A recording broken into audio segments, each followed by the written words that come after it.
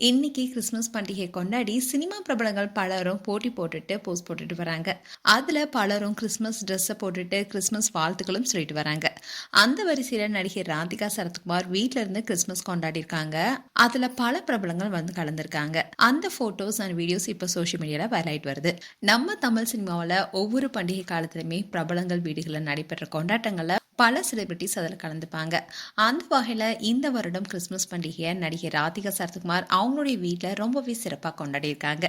இந்த நிகழ்ச்சியில் பல சினிமா பிரபலங்களும் கலந்துருக்காங்க. குறிப்பாக சொல்லணும்னா நடிகை சிவகார்த்திகேயன், நடிகை த்ரிஷா போன்றவங்களும் இந்த ஃபங்க்ஷனில் கலந்துருக்காங்க. இந்த கொண்டாட்டத்தப்போ எடுத்த ஃபோட்டோஸும் இப்போ சோஷியல் மீடியாவில் வேகமாக பரவிட்டு வருது. ராதிகா சரத்குமார் தமிழ் சினிமா மட்டும் இல்லாமல் உலகம் முழுக்க தனக்குன்னு ஒரு அடையாளத்தை உருவாக்கியிருக்காங்க. அதுவும் இவங்களுடைய சித்தி சீரியல் ரொம்பவே பிரபலமான சீரியல். அண்ட் இவங்களுக்கு எந்த கதாபாத்திரம் கொடுத்தாலும் அதை திறமையாக நடத்தி காட்டுவாங்க. அதனாலேயே ஃபேன்ஸ் மத்தியில் தனி மரியாதை பெற்ற நடிகையாக இருக்காங்க. ரீசெண்டாக கூட சோஷியல் மீடியாவில் சுறுசுறுப்பாக இங்கிட்டு வந்த ராதிகா இந்த கிறிஸ்மஸ் பண்டிகை முன்னிட்டு உணர்ச்சிகரமா ஒரு பதிவையும் போட்டிருக்காங்க. அதுல இந்த கிறிஸ்மஸ்ல என்னுடைய அம்மாவை நான் ரொம்பவே மிஸ் பண்றேன்னு உருக்கமா ஒரு போஸ்ட் போட்டிருந்தாங்க. அது பலருமே நெகிழ வச்சது.